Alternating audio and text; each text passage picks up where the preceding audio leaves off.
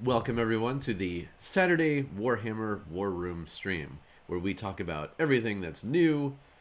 Thank you so much for the resubscription. 12 months! Woohoo! It's been a crazy year. Yes, where we talk about everything Warhammer related, new, old, factions, this and that, all sorts of cool stuff. We've got a good one for you today, hopefully. Real quick, if you're watching this on YouTube, come and check out my Twitch channel where all of this stuff happens live and you can interact and talk with us in chat, and follow and subscribe. And hit the follow and like and all that other YouTube garbage. Okay, back to our regularly scheduled programming. This week was a lot. Hopefully you all had a good week and are happy that it's over, just like I am. A lot of talk going on out there about Justice League. A lot of analysis is happening, which is really interesting. I mentioned that I'm going to be on a podcast about it. That's happening it's happening on Sunday, tomorrow. I don't know what day it is. And I'll of course let everybody know when that comes out. It should be interesting. I definitely have thoughts. But yeah, so today I do not have a special guest joining me. So today is Saturday, right? With the Saturday War Room stream, I should probably remember that means it's Saturday.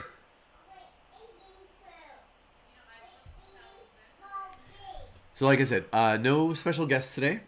I did have someone who was interested, but at the last minute it didn't work out, which again, that's life. It's fine. We are here together and we'll have a good time. So we're gonna look at some of the news and the announcements that have happened over this last week, and there have been some pretty cool stuff, pretty cool things going on, including this morning. Big slew of announcements and previews happened this morning. One of their usual Saturday previews. So we'll go over that stuff as well. Let me bring up my share screen. Hopefully it'll work. I'm so used to doing this on StreamYard with guests on Saturdays, and now I don't have that. Let me add a source. And I want to add one of those. And I'll call it sure. And I don't want, hello Erdinsk. I don't want to duplicate myself. There we go, that's what I want to do. A little bit smaller would be good.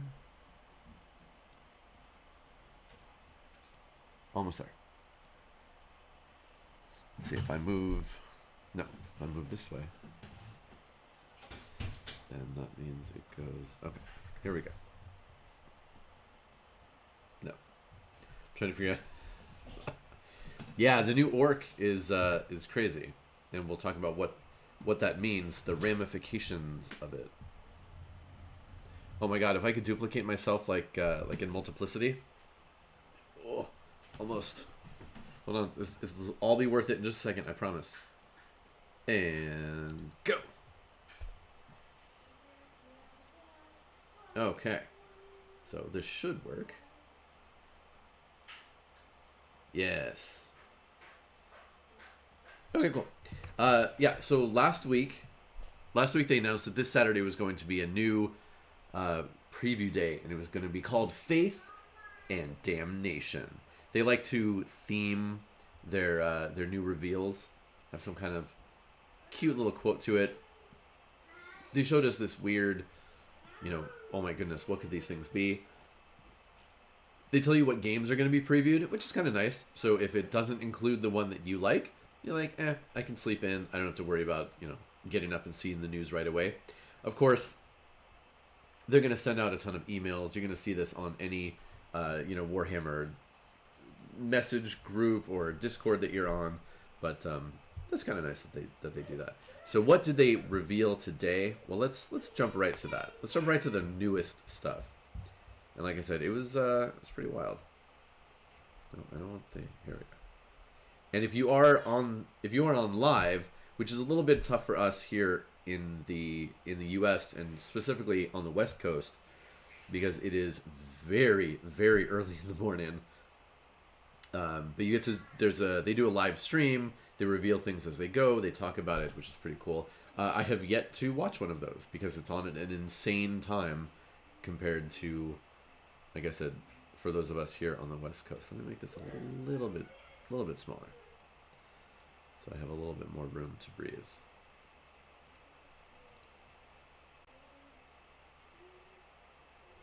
There we go. Now I don't have to be quite so far away. Yeah. Okay. So what did we get today? Again, we're gonna get a bunch of stuff. You can watch the live stream version of it if you want. You can go back and watch it.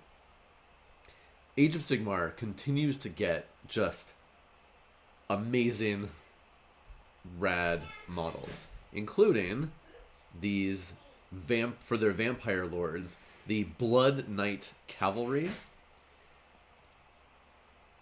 I mean, just like, how awesome are these things?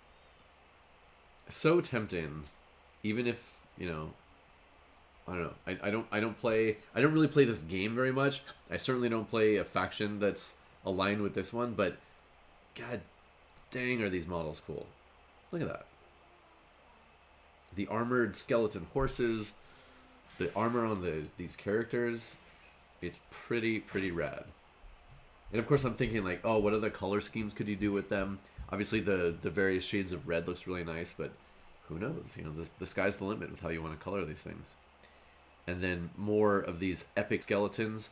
So we saw with the Cursed City boxed game that's coming out soon, I mean, really, it's all about like the sculpting technology and how they can print, well, how they can make the sprues. But the way they're doing these skeletons and basically having negative space in the models for the lack of flesh, but making up for it in armor and in clothing and in other elements as part of the sculpt is just really rad. Like you can see that down here with this leg. Like there's almost nothing to this leg, but because it has this little bit of cloth, there's more plastic there that'll hold it together, and you can have these more imaginative creations. These guys are just super cool. And again, I'm very interested to see what the actual sprues and the pieces look like when you have things again like this really thin leg here and here. Well, I mean, obviously this one is, I'm assuming some of these are going to be two parts, like from the front and the back, so you'll like clamshell them together. So that's how this skirt will fit over the legs inside, but I don't know. Oh, so cool. And again, so much personality and like the faces and how the helmets have been worn away and how they died. Very cool. But again, not a game I actually play, so I should probably skip over to something that's more appropriate to me and that I might actually spend my money on. Welcome, Hudsonizer. Hope you are off to a good Saturday. Oh, of course, these are the Dead Walker zombies. So they can't call them walkers, of course, but they're dead walkers, so it's close. And yes, these are the ones that have actual branches and tendrils growing through them. And of course, a fair amount of weapons stuck in them, or they're wielding weapons. And again, just such great models. This guy's got a rat. This lady, she's sticking her tongue out. Well, I think she's missing her entire lower jaw. These are the ones in the Cursed City game that are actually chained and impaled. You can see the stake. They're impaled on essentially their tombstone, so they carry it around on their back, and part of their coffin. This guy's got his brains hanging out. It's just super rad. I mean, Hudsonizer, I might be Ant-Man. We are two pretty cool Scots. I'm less a fan of the up-close magic, though. I'm not a big fan of that. So again, like, these look rad. There are just a million of them. And it's cool to see zombies with weapons. Not something you see a lot. But there's enough brains going on that there's like, okay, I can still hold a weapon. I saw somebody talking about in Dungeons and Dragons that there is a that's true. As far as you know, I've never been in prison. That there's a line in I forget what edition of it is in D&D, but essentially about if an undead like a skeleton or a zombie doesn't have a direction, it isn't given something to do, that it'll revert back to the tasks it did in real life. So you could potentially go into a dungeon and find find like a skeleton working on its taxes or something. It's a cute idea. Okay, but even that's not all. Look, we've got these bats, these fell bats. Again, interestingly attached to their bases. It's tough when you have flying things unless you give them like an actual plastic flying stand, which never really looks super great. So here they came up with some innovative ways of attaching them to rocks or debris or things like that, which is super cool. There'll be a new battle tome for the Soul Blight Grave Lords. You can play them in games. Blah, blah, blah, blah, blah. They always give you a little hint at even more stuff coming. This one, I didn't even watch this animation, so I don't know what this is about. Something buried. Trapped under the rock. Uh-oh.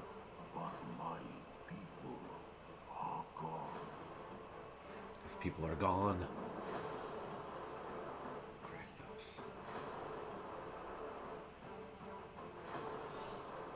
I don't know who Kragnos is, but apparently he's a god and his realm is quaking. Okay, cool. The ethics of zombie creation, yes. Especially depending on what lore you're talking about, including some real-world lore where they believe they can make zombies. Underworlds is one of the boxed games that has endless amounts of expansions that you can add back into the game. So now they've got these, obviously based on the Ossiarch Reapers, Bone Reapers that were in Age of Sigmar. Just super cool bone people. A little bit different from the skeletons. Obviously, they have much thicker bones that are actually like engraved and are part armor themselves. Weird shapes. The shapes are really what draw people to these characters. I mean, look at that head. All that twisty and curling bits in all of the limbs. And even like the little soldiers look cool. So lots and lots of bones and undead in this preview. I don't know what's going on with his codpiece right here and those dots. Is that supposed to be like a face? I don't know what's happening there, but it's interesting. And then here's the skeletal archer that was part of the silhouette preview for today. So that's where we get that guy. So we're keeping track. And then this one with like a cool little obelisk thing. And then did you see down at his feet? You see the crow? Now, is that a regular crow wearing a skull helmet? I'm kind of confused as to what's going on down there. But it looks cool. The birds are happening. And then we've got a sword dude. So yeah, lots of cool undead coming. Okay, then we get back to the far future and the grim darkness of it. Remember, the Necromunda is technically again one of these boxed games. It's the Hive gang war game. So it takes place in a super gigantic city at the very bottom levels where bad things are lurking, and it's gangs fighting against each other. And there's something new. The House of Faith and Fire, which are what do they call them? House Cawdor. Again, one of the gangs. But they got fire guys, and they love fire. Not only are they decorated with fire, they've got fire staves on their back. They've got hats and helmets with fire on them. They're way, way into fire. This is the one they previewed on Monday. That's a lot of fire right on your head. And of course, he's wielding a big old flamethrower. And they got those creepy masks even within those helmets. Oh, Darrow. Since when are you stopping yourself from saying anything inappropriate? But yeah, these models are creepy. I know there's something about the enclosed cage helmets that freaks me out. This one doesn't have one of those, but also that. Oh, weird. He's got like a noose. Yeah, I don't know. There's a lot going on with these models. Look at that. Look at his anime hair. Seriously? It's like Yu-Gi-Oh hair. That's wild. I see conversion material. So yeah, these are for House Cador, one of the gangs. You can mix them and match with other things. Look at, yeah, I mean, the hair on these guys is nuts.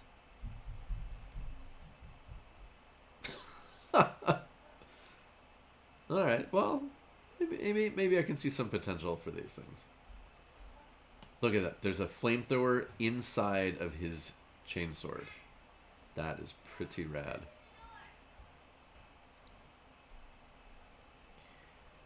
I mean, if you like fire people with crazy anime hair, this is the faction for you. There's a new box set coming, so if you are interested in getting into Necromunda and you haven't so far, hey, they've got a product just for you. These things are usually really cool. They come with 2 gangs and then a bunch of terrain and the rules and all of that stuff. So there's a nice little graphic. So it's House Escher, the Escher gang, which is all ladies. And they're sort of like, there are punk elements you can see just in this little tiny preview. A lot of flashy colors, really big hairstyles, mohawks and spikes and things like that. They're really cool. Actually, I have a box of Escher gang models that it's around here somewhere. I've never built it. I've used some of their parts for other models in conversions, but who knows? One day I might get into that, and one day I might actually play Necromunda. Stranger things have happened. And then over here, the Dalak gang, and they're sort of like vampires. They look a little bit similar to like Nosferatu kind of vampires. They're very thin. They're very tall. They cover their eyes. They're usually painted very pale, and they've got all sorts of like knives and needle weapons and things like that. And then again, you've got the rulebook, dice, cards, some pretty cool terrain. Zone Mortalis is it's a style of Games Workshop terrain that they've made for a really long time, and there are all these rules. You can play several of their games in a Zone Mortalis, and essentially it gives you, how do I describe it? It's a lot of walls, and you imagine that it's like a dungeon. So obviously there's no top to it, but it's walls and corridors and twists and turns and things like that. You could reskin it as fighting inside of a spaceship or something like that. So it's lots of complicated terrain, and Necromunda and Grimdark Dawn, yeah, for sure. The only thing with that is we'd have to, if we were going to do actual Necromunda, there would be a certain upfront cost. We'd have to buy some of that and then actually learn how to play. But yeah, I mean, you never know. You never know what might be incorporated into the future of Grimdark Dawn. So yeah, this thing looks pretty cool. Obviously, no price yet. We'll find out when we get a little bit closer. Okay, next we're going full Warhammer 40k, and this was a surprise. Well, this was a surprise until that preview image came out, and the central character. It was pretty clear based on the giant cog that's on his head that it was going to be an Adeptus Mechanicus character. That usually gives it away. They have lots of cogs built into all of their iconography and literally on his head, and there you go. I know we need Naeem for this discussion. I was thinking that when Naeem was on, we talked a lot about the Death Guard. We didn't do a full deep dive into the Adeptus Mechanicus. Maybe I'll have him on again. Who knows? But yeah, I'm sure he's all over this. So this dude is a Skitarii Marshal, and from the rules, or from the little description, it sounds like he's going to be. I mean, it even refers to him as a lieutenant, or they, I guess, because, I mean, the Adeptus Mechanicus characters can be really any gender or none. It refers to this character as a lieutenant, and I assume it will have actual lieutenant rules. So reroll of 1s to wound for nearby core models, but units rather. Great looking model, really cool. I imagine some people will trim off that cog on top of his head, but it looks cool. I can dig it. And then, of course, that's not all. We're going to get the Codex soon. Definitely soon. And they say, very specifically... hold on, where is it? Wait, okay. No, shoot, where was it? So we'll find out more in April, so it'll probably come out in May. Oh, here it is. They haven't just been building a new commander either. The entire range has been given the once-over by its Tech Priest Masters, and soon you can find their fruits of their label and blah, blah, blah, blah, blah. So, what do they mean by that? Are we going to get a bunch of new models? Probably not. We'll get this new lieutenant, maybe one or two other things, but the refresh they're talking about is essentially every existing model kit is getting a new box with new box art. So at least they can say that there's sort of an update without it actually being a new model. But hey, it's something. And then, of course, the big news. You know them, you love them. They're the Sisters of Battle, one of the most popular factions in the game. And they're getting something new. I mean, we haven't even had the release of everything that's been shown for the Sisters of Battle. Because they have that new war suit, the Paragon war suit. Which is coming soon. Are we going to see it here? Oh, it's that one right there. This thing with the arms. But wait a minute, what's that? It's a tank that's also a church.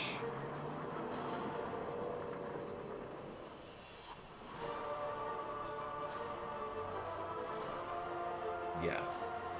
Just, wow. The hunter-killer missiles on the back.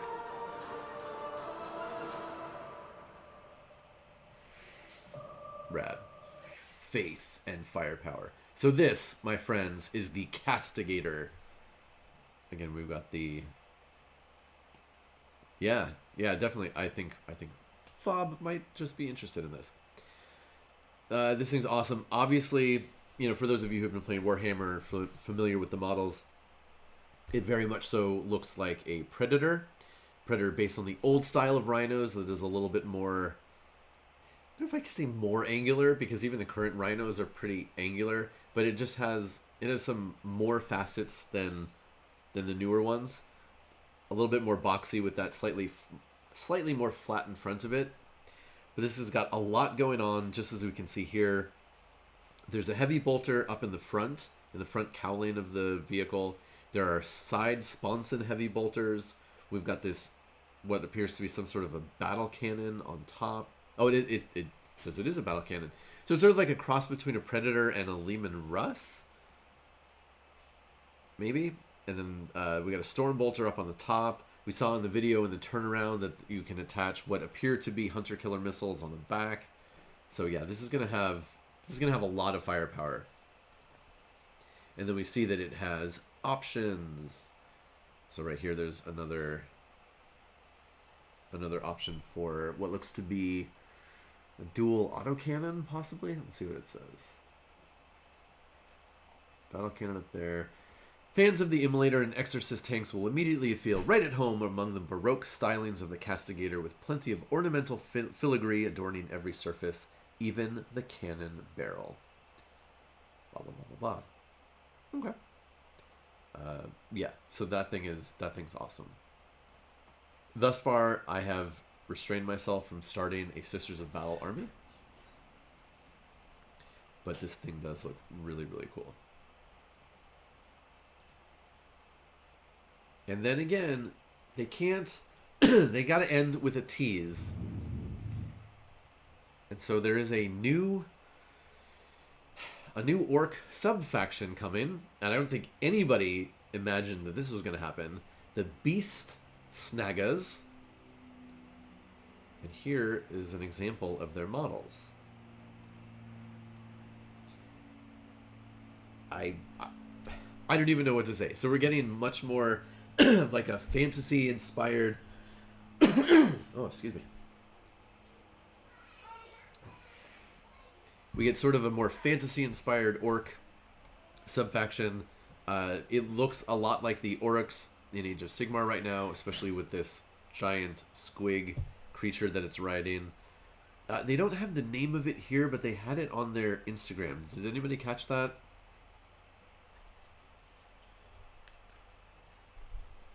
It has a goofy new name for this thing. Hold on, I want to find it. Yeah, people are talking about Horizon Zero Dawn with that, the thing on its head. Wait, I need to look up the name because it's really silly. I mean, it sounds like Beast Snaggas is the name of this new sub-faction, but who knows? Come on, Warhammer official community. Okay, this is... Technically, it is a Squig Hog Boy. Oh, thank you, Dara. A Squig Hog Boy. And we know very little at this point, other than just more of these things are coming. There's a little animation that essentially it ends with this shot. So we've got Squig Hog Boys. Some of the Squig Hogs in that picture have cybernetic parts and cybernetic legs. And then there's this crazy war boss looking character with just huge armor with horns and fur, and there are guns on some of these things. So it'll be interesting. And then I don't know, is that a rocket on this dude's weapon? I can't tell exactly what's going on here. But it's Orks. It's going to be silly. It's going to be over the top. It's going to be fun. So we'll definitely keep our eyes out for that. Now, people were opining that because of all the Sisters of Battle content that we know is coming, right? The Paragon War Suit, the new Castigator tank, that we'll probably be seeing a codex for them sooner rather than later, which makes sense. Although, again, this article says that seemingly the next Imperium of Man codex will be for AdMech. So Sisters players, you're going to have to wait a little bit longer. All right, what else do we have? Now, so obviously that was those were the big announcements today. So now we're going to go through some of the other stuff that happened during the week. That may seem less exciting now. Excuse me, but still exciting.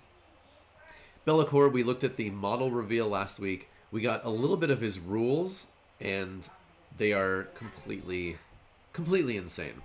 The article talks a little bit about the background. We get some cool artwork of this character. Your typical demon character looks a lot like either a Pit Fiend or a Balor from D&D. Okay. So it's a psychic. It has a new set of psychic powers that we haven't even seen yet. And then it wields the Blade of Shadows. Now, like a lot of major, large characters with a melee weapon in 40k, it has two different options for how it wants to swing this sword. Basically, one that you want to use against a horde of enemies, like a big unit like boys or infantry or something like that, and something that you have fewer attacks, but they hit a lot harder, and that's for your more heavily armed targets. Now, we don't have a stat line, so we don't know how many attacks Be'lakor has base, but you see with the sweeping strike, each time an attack is made with this weapon, make 2 hit rolls instead of 1. So that will double his attacks. So obviously that's what you're going to want to use against more more models in a unit that you're fighting. Strength is just user. I assume his strength is going to be 8. Who knows? Maybe more. AP minus 3, 1 damage. That is going to be very good for clearing out just entire blobs of enemies that you come up against. And then you get this piercing strike. Not only is it strength plus 4, so we're looking at theoretically strength 12, maybe more, AP minus 4, D3 plus 3 damage, but the ability says each time an attack is made with this weapon profile, invulnerable saving throws cannot be made against that attack. That's right, it shuts off invulnerable saves with a plus 4 strength minus 4 AP, D3 plus 3 damage. That is bonkers. And what that literally says is that the only thing that will have even a chance to roll a standard save against this is something with a 2-up armor save that's then going to turn into a 6. So you get one of those kind of funny scenarios in which, like, certain things with storm shields, even like, I'm trying to think of the best way. So a Vanguard veteran with a storm shield is going to have a better save against Be'lakor than most tanks. Just because of how the rules interactions work. But yeah, pretty crazy. I can't wait to see the full rules on this guy. And then it gives us a couple more things. It has a 4-up invulnerable save, and each time a ranged attack is made, just subtract 1 from that attack roll. Even though it's super gigantic, it's still hard to hit it and hard to hurt it. And yeah. Oh, and your opponent cannot re-roll attack rolls against it in its shadow form. And who knows if there's going to be more to that. But yeah, it talks about how Be'lakor can literally bisect a land raider in a single turn. For sure. Yeah. Assuming he... Okay, let's make some educated guesses here. As a melee gigantic monster, he's going to have at least 4 attacks. Probably more, but let's say conservatively he's got 4 attacks. Let's assume they all hit and wound, because of course they're probably going to. D3 plus 3 damage. So again, on average, let's say they are doing 2 each. That's 5 damage each. So he's dealing 20 damage per melee round. Well, crazy. And then, that's not even talking about if there are stratagems that will work with him. Bonkers. Absolutely bonkers. Also, we have no idea how many points this thing is going to be or power level, but it'll be a lot. Maybe we'll get one for Grimdark Dawn. That would be pretty cool. It looks like a fun model to build. I wouldn't mind building it, and then of course we would need to paint it. So get somebody to paint it. But that'd be cool to get something, another really big unit on the field over at Grimdark Dawn. So that's what we got for Be'lakor. Switching gears slightly to toys. Another Marine from Bandai. So the first one was the standard Ultramarines Intercessor. The next releases... Oh, buddy, I love your new shoes. They are so cool. That's right, they are boots, not shoes. Imperial Fists Intercessor with the Stalker pattern bolt rifle. So again, slight differences in the actual accessories for these toys. I assume at some point they're going to have like an ultimate version that'll come with all of them that you can swap out, and it'll cost you a lot of money. And then we have... they are rainbow boots, thank you very much. And then we have a Salamanders with a bespoke bolt rifle. Because again, Salamanders, they don't do anything half-assed when it comes to their weapons. Everything has to be intricately carved and decorated. Super, super cool. And then they just announced the next one, will be a white Scars Intercessor. Specifically of the third company, the Eagle Brotherhood. This thing looks super rad. I have... The bolter is way oversized. Alright, Fadir. You know, as well as the rest of us, when it comes to the scale of weapons to armor and to people, there's no such thing as one scale or standard. It just depends on the artwork and the individual representation. Oh, I missed a question. The Codex for Imperial Guard, no. There is not a 9th edition Imperial Guard.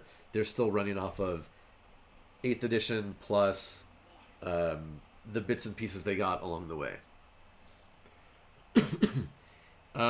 These Bandai Space Marines run about $100.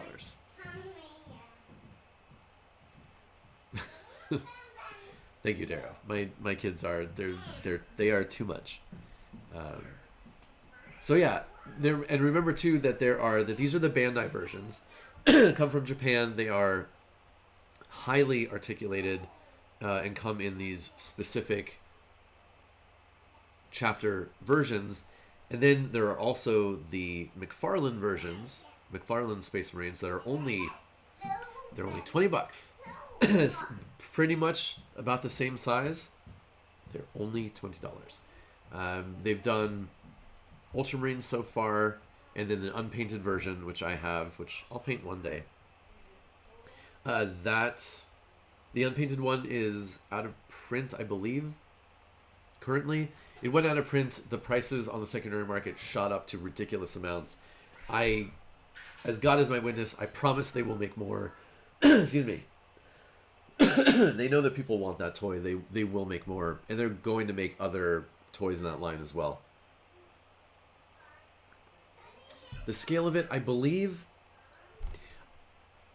I'm pretty sure that the actual toy is 8 inches tall. So technically it's in like a 7-inch scale. Because again, Space Marines are big, beefy dudes, especially Primaris Marines. Yeah. But yeah, it's really cool that Bandai is doing these specific chapter versions. And you have that cool action shot there. And it says it will be available for pre-order on the 27th of March, so very soon, for 1 week only. Man, and did I talk about when they started selling the first one of these toys? And just the...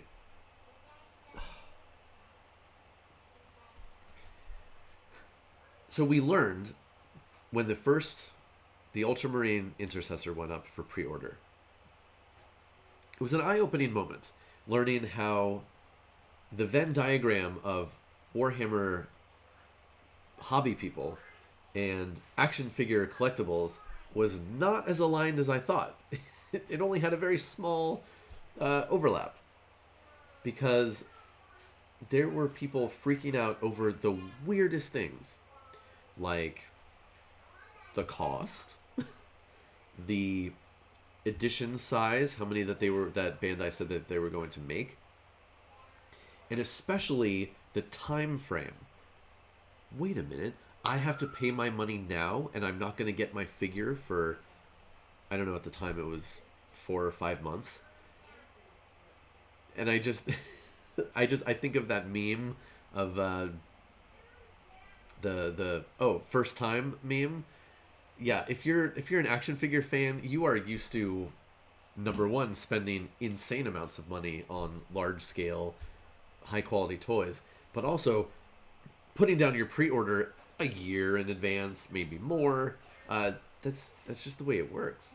that's nothing new or strange, but it was really interesting to see all of these hobby people in the model side of it being like, what are they trying to, take our money and then make the things? It's like, no, they're already way into the process. If you're making a pre-order and you're going to get this thing within a handful of months, that means production started on this 6 months ago already. No, that's not how it works. So I tried to respond on a couple of the message threads that were going on like that, being like, no, this is you're getting this quickly for this to be a major action figure release. So. But I think people have calmed down. I didn't hear any craziness going on with the Imperial Fist and Salamander's pre-orders. Oh, this was the preview for the Redemptionist, but obviously we saw his whole line today. We don't need to look at that again. Man, that the fire is cool, but that cage helmet, that creeps me out. Yeah, instant gratification. Well, and again, for so long, for years, Games Workshop operated on a highly accelerated timetable of announcements versus when the products would come out. And they might... Oh, thank you so much, Undead Saints fan. Games Workshop wouldn't even mention a product until they showed it and then said, next week this will be available for pre-order and you'll get it the following week. Now, thanks to both some better marketing initiatives and obviously COVID and the insane weather we've had over the past year, they've done a little bit more of, here's something that's coming in a few months. We're going to prepare for it. We're going to let people know. So, yeah, exactly. The bees. The bees. Yeah, oh, exactly, Aridinsk. Video game stuff, another very long time frame for production. Yes. Now, we're talking about all these cool things that are coming further down the line, but much more closely are we to the release of the Drukhari, the Dark Eldar Codex. So we've gotten a bunch of hints as to what it's going to be. Essentially, for the things that we've seen for the infantry, there are more attacks, weapons that hit harder, do 2 damage, which is very important because all the Marines are up to 2 damage or more, or I'm sorry, 2 wounds or more. So things like the Dark Eldar are definitely going to need some more 2 damage weapons. So again, this is sort of like a snapshot of some of the things that we're going to see. So here we have some options for your Archons, so the leaders of your Dark Eldar army.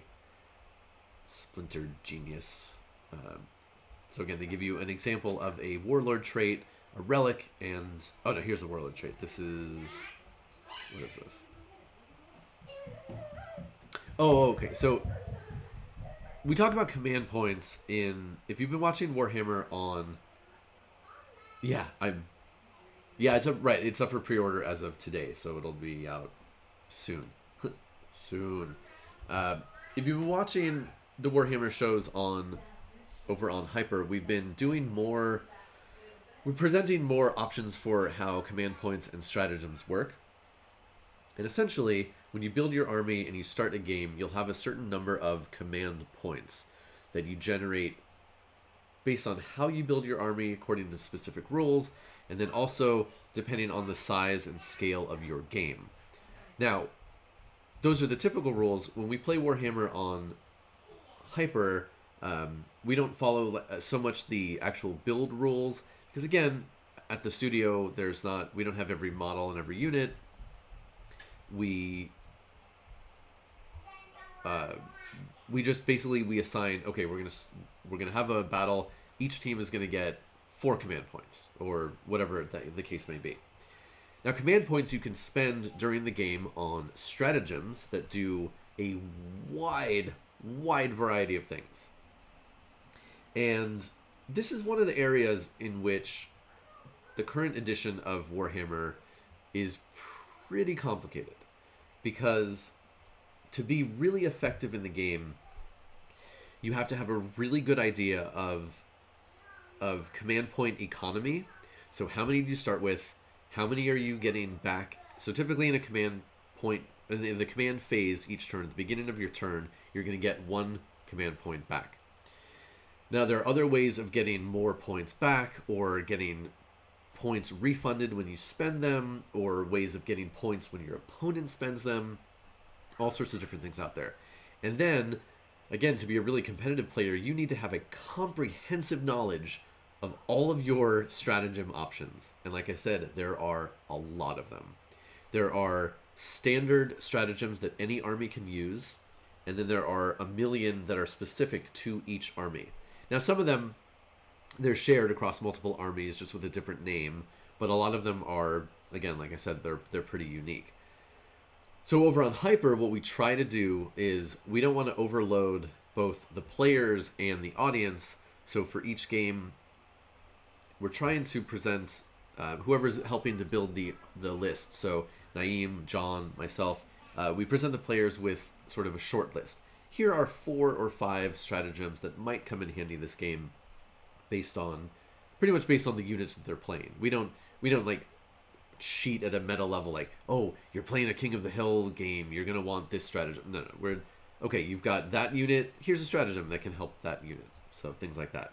But yes. So there's a series of stratagems for every army, or there will be eventually, where you can spend command points even before the game begins for extra special weapons, to upgrade characters to a higher rank, which opens up other special abilities, and that is what it's talking about right here. So yes, you can play an Archon to lead your army, but before the game, you can spend command points, upgrade to a Master Archon, and then again, you get access to additional cool stuff.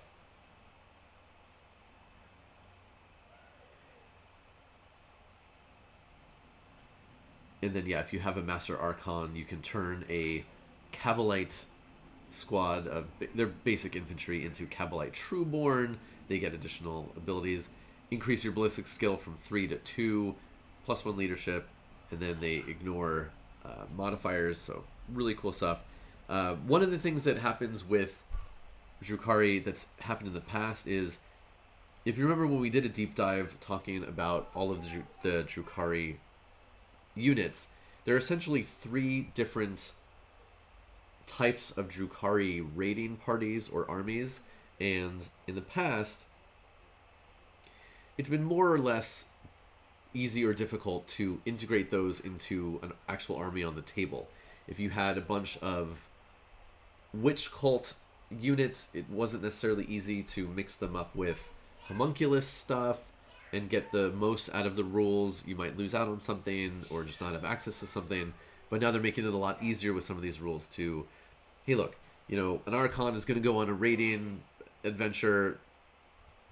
She's going to pick some of this, some of that, and mix it together. That's what it should be. So I definitely like to see things like that. So again, different ways of putting your armies together and different bonuses that it gives you.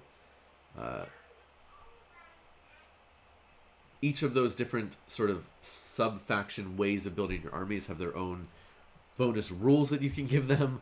So we have new ones like that. So here we have the Serpent's Kiss. Ooh. So they get more benefit out of their poison weapons, which is pretty cool. Again, new stratagems. Spend 2 CP for the Insidious Misdirection. Power from Pain is probably the Drukhari's most famous ability, and it's a scale of bonuses you get that are cumulative for what turn it is in the game. So the longer a game runs, the more benefits a Drukhari player has. Now, unfortunately, on something like Grimdark Dawn and Warhammer games over on Hyper, when we're lucky sometimes to finish 2 game rounds in 4 hours, this doesn't come into play quite as much, but in your games at home or in your local venue, hopefully they will. So here are the full list of Power from Pain. So you see in Battle Round number 1, models. Now, not every model in the Drukhari army has the Power from Pain ability, so you will need to look at your sheet to look at your keywords to see if it does. But if it does, in the first round, they all have a 6-up invulnerable save, which is interesting. Number 2, obviously, going through the battle rounds. In 2, they can charge even in a turn in which they advanced. And again, these are accumulative, so you get all by the time you get to the 5th turn or more, you have all of these things. Obviously, the 4-up Mantle of Agony just replaces the first one, but still, it's pretty cool. It is more things that you have to keep track of as a Drukhari player. Yeah, the feel no pain difference is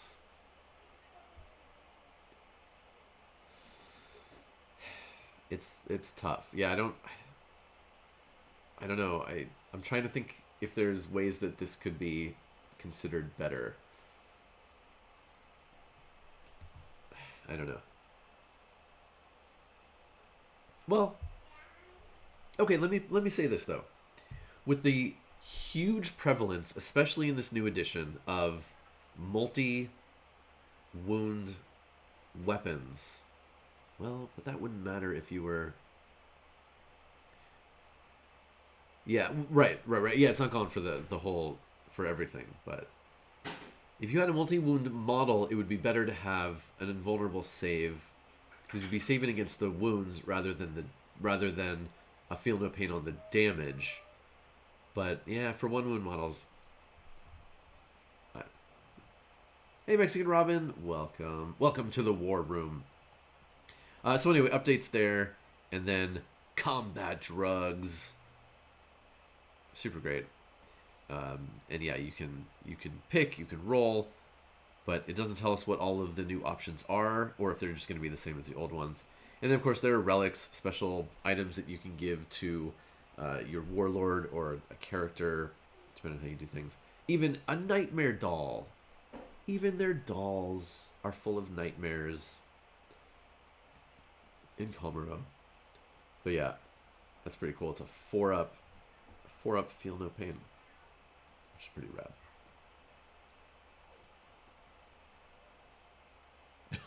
rad. Yes, don't do drugs unless they're combat drugs.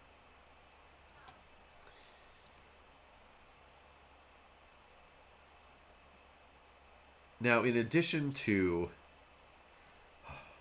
okay, yeah, hey, do all the combat drugs. Now, when you want to play Warhammer, what do you need to play? Well, we've talked before about, obviously you need the rule book, you need your army, you need your codex for your army, and then there's so much. There are, yeah, you need the will to win. Yes, you need update books like Chapter Approved. You need additional books like anyway, these campaign books. And now we hear there's going to be another series of books that you'll need to play. Yeah, Aaron, that's pretty much the answer, is you need a lot of money to play. So, Warzone Caradon, not to be confused with the Carcharodons, a chapter of Space Marines. Why Games Workshop continually gives us names that sound like other names, who knows? So this is a new set of books that talk about a specific place in space, what's going on there, and it's going to include additional rules for certain armies. They're going to get some new stuff. And we know that this is just book 1 of the series. So you're going to need to buy more books. And one of the things they've previewed for this is that it's going to introduce a whole new thing called Armies of Renown. Now, what is this? What is the Armies of Renown system? Well, it's more special rules that you can have access to. And the brief description here, what it essentially sounds like, is they're going to present specific armies or battle forces or raiding parties, whatever you want to call it, from the lore that you can replicate on the battlefield using specific units. So there are going to be really specific unit rules for these. You have to have these units. You can't have these units, whatever the case might be. And then if you have those, you get all of these other options and cool abilities. I love stuff like this. It brings another narrative element to the game, and it connects it to the existing lore, which for people like me, got a lot of that lore running through my head. So it's cool if I can actually play, that army from that book that I read, something like that. I can get the most out of that character, whereas normally it's just somebody I can add to my army, but it's not all that impactful. So that's super cool. So the first one they show us here is the Terminus Est Assault Force. Now, if you're a Death Guard fan, you may be familiar with some of these names, and if not, that's fine. So Typhus is a Death Guard character. He was Mortarian's second in command. Yeah, Eridance. Yeah, it's like being able to play right, like a specific character and that character's specific army or squad from. Yeah, so like if you were playing a Star Wars Legion game, it would be like, I don't know the name of it, but whatever the rebels attacking on Endor. So you would need Han Solo and Princess Leia, or, like a couple of the leaders, and then those kinds of troops, and you wouldn't have access to like snow speeders, or you wouldn't have access to any aircraft or something. Like, yeah, so it would be specific rules for a specific kind of situation. So Typhus, second in command to Mortarion. Typhus, as we learned through the Horus Heresy novels, fell to chaos long before Mortarion did. He was Nurgle's guy since way back. Doesn't agree with Mortarion on a lot of things and goes off and does his own things. So Typhus has his own flagship called the Terminus Est, which is Latin for essentially this is the end, depending on how you translate it. And he just goes off and, yeah, like I said, does his own things. So now you can play a Terminus Est assault force. How do you do that? Well, here you go. Your army cannot include any units with the vehicle keyword. So right off the bat, we're thinking, ooh, we're going to need some pretty good bonuses if I can't play any vehicles in my Death Guard army. And then it says, all units in your army must be Death Guard, and if they are from a Plague Company, they must be Harbingers. So that's like a sub faction that you have to choose. Death Guard Psychers have an option of where they pick their powers, what table they pick their powers from.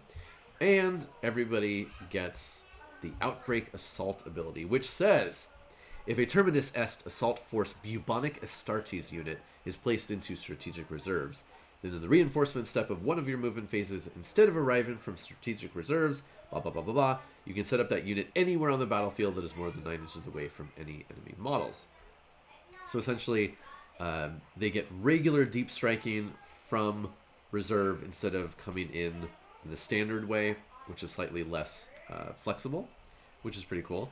And then it says they get relics to choose from, like I said, the new psychic powers, exclusive stratagems. So rules upon rules upon rules, and many, many more things to keep track of and remember, like a bunch more stratagems, which is cool, but, definitely complicates the game. So this 2 CP stratagem, they have access to Callous Disregard, and what does it say? Use the stratagem in your shooting phase. Select one Bubonic Astartes Terminus Est Assault Force unit that is eligible to shoot. Models in the unit can target enemy units within engagement range of friendly Poxwalkers or Plague Followers. And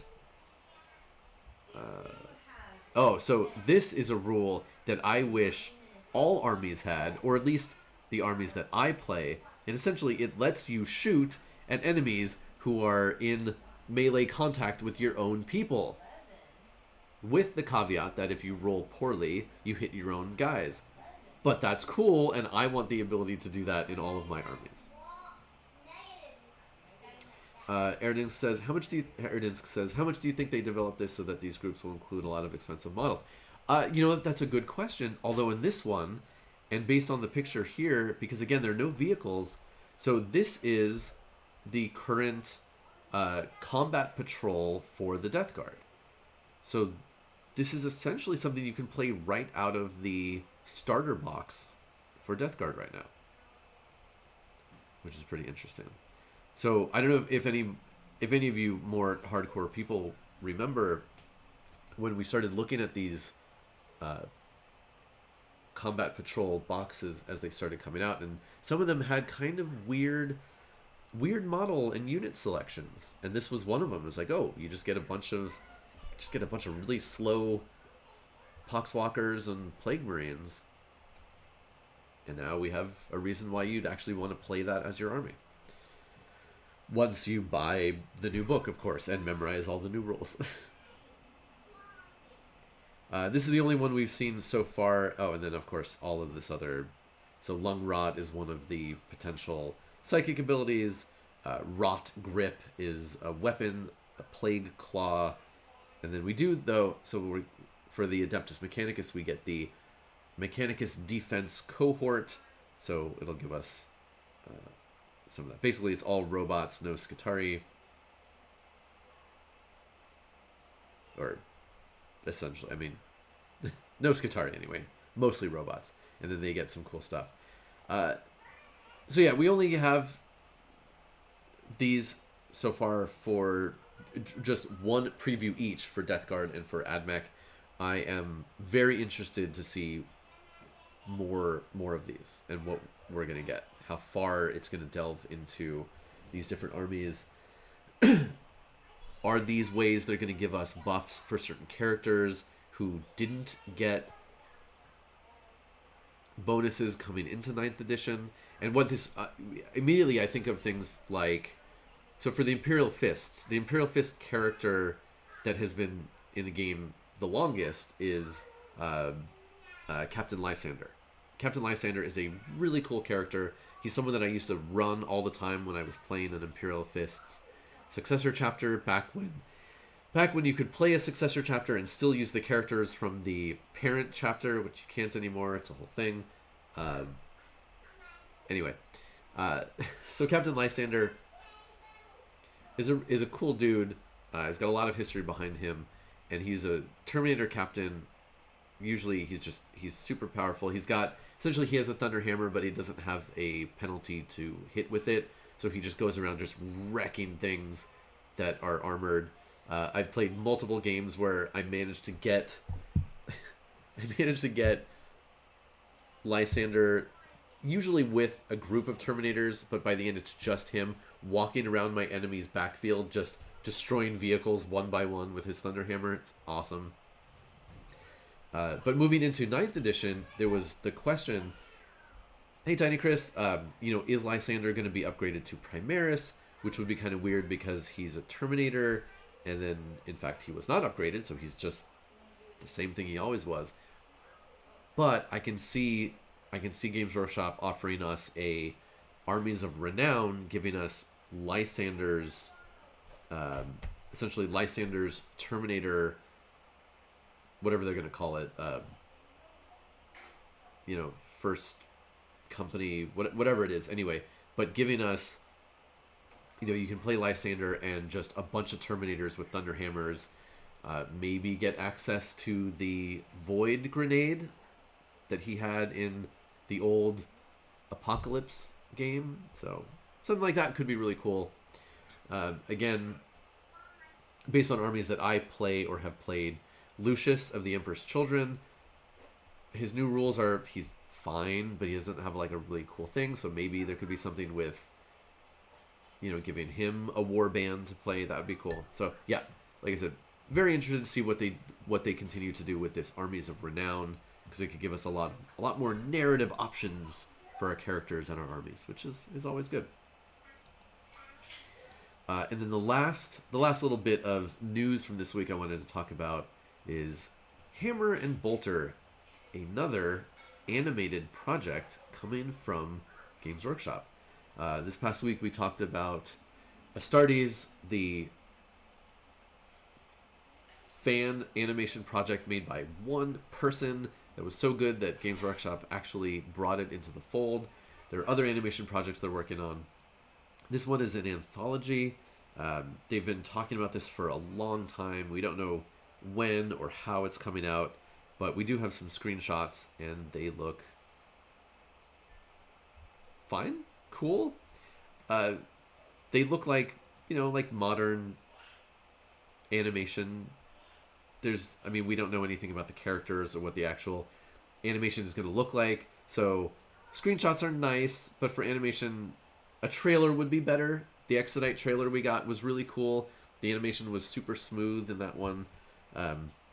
Again, just some screenshots.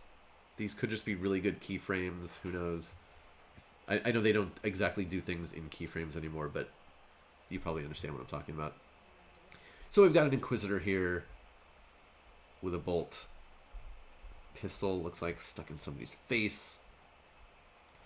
Sisters of Battle, everybody's favorite. Fire, of course. So we're in some kind of a shrine there. An Eldari Spirit Seer, kind of an interesting look for an Eldar here. Let's see the pointy ears, the hair, and then of course like just crusty looking Imperium of Man people, which as it should be. A Space Wolves Aspirant. So these are humans being tested to see if they can become full Space Marines, full Space Wolves. So I'm sure we'll see some brutal tests. If you know anything from the lore about how these kids become Space Marines, it's terrible. It's all like the worst versions, the worst bits from basically every young adult story that just has kids being tortured in post-apocalyptic scenarios. It's all of those combined, and that's how you make Space Marines. Their children, very few of them survive the process. It's brutal.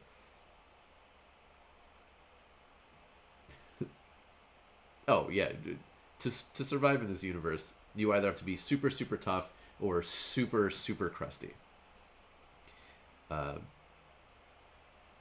then we get so some of these, obviously it sounds like they're just almost like slice of life stories for these factions, but this last one is a major story from the lore. Gazkul, Yarrick, and that one's going to be epic. That one, I think, the most people are going to be looking forward to. Just an epic confrontation between Imperial Guard and the Orks. Very key, larger than life characters. This screenshot is cool. So yeah, it'll be interesting once. And again, I don't think they've said remotely when or how we'll be able to watch these things, but hopefully soon. Hopefully soon. All right, let me turn that off. HBO Max. Hey, I've got that. Remove. Yes. Remove. Cool. All right. Yeah, I mean, hey, sky's the limit with Games Workshop partnering with other companies these days. It could be something crazy like that. No. Yeah, Aridance, that's exactly what I was going to say. Games Workshop is going to start its own streaming service with exclusive shows and animations that you can only get there. Oh my god, I don't even want to put that out into the universe because they're listening.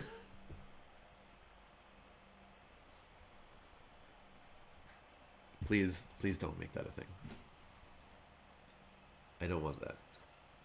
Oh yeah, and then Saints fan, yeah, congratulations on getting a Thumper box. If you were here yesterday, you know that I did the. I'm blaming Aridance. He said it first. He put that into chat right before I said it.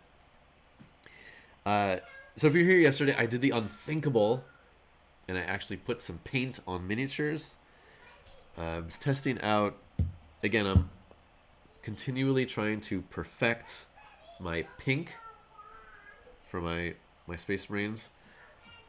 Trying pigments. So I got this pigment from Green Stuff World.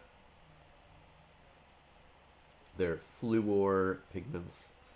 The color looks a little bit more on today. And then I used the Green Stuff World Master Medium for the first time. So I mixed those two together at a ratio that seemed pretty good for the thickness of it. And I got this. Not bad, but there's definitely some orange in the mix. And you can see that on things like that lower leg right there. It's not quite the pink that I'm looking for. It's not bad. And like I said, I'll definitely be able to use this for some things. And this is just one coat on most of it. So the color would even out if I did another thin coat. But yeah, it's not quite pink. So then, ooh, Blacklight Battle, that would be cool. So then I used my trusty Mad Micah's Tickled Pink pigment, which is very vividly pink. That's how I got the other pinks that I've used. So I did that mixed with my Green Stuff World Master Medium. Again, one coat. And I got this. This is how it dried. If you remember yesterday, it was... Well, I'll take it off its base. It was looking much more pink while I was using it. But then I said, you always got to wait till things dry to get a real true sense of what it looks like. And look at how much darker it dried.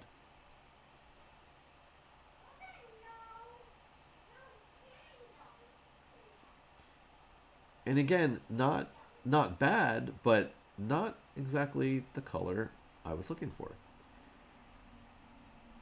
And this is the same pigment that created this one. But just the different medium changed the color that much, which I find both fascinating and endlessly frustrating. That these things are so fiddly. Well, right, and Darrow, you're absolutely right. Like this is just a base coat. There's no wash which will darken it. There's no highlights which will lighten it. But yeah, the fact that it turned it more purple. Slightly. I mean, it's definitely a pinkish purple. And again, like I said yesterday, these are times when I think, wouldn't it be nice if I painted my Marines according to a standard paint scheme for a standard chapter that, there are a million videos, and Games Workshop itself even tells you, here are the paints you need to do this.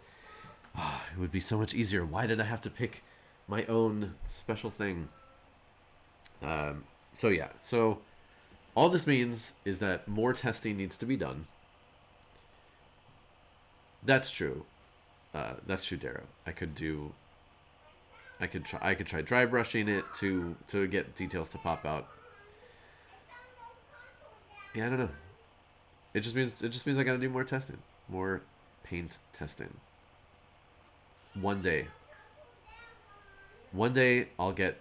it'll just be perfect. It'll be beautiful. Hopefully I will have written down how exactly I got to that color and that shade, and then I will duplicate and paint the entire army. And again, I like it. I just don't. It's just not exactly the right pink that I want.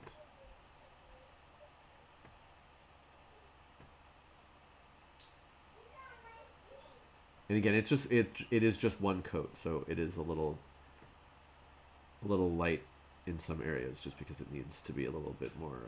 Need a little bit more coverage on it. What if I could tie dye? Ooh, that'd be cool.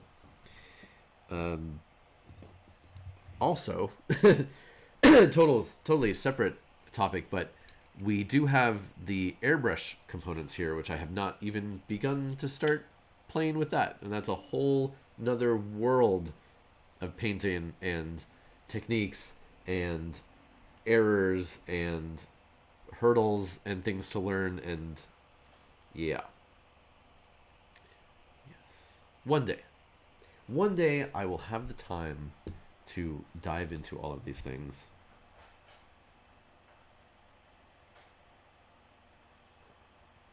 Ooh, Undead Saints fan, that'd be cool.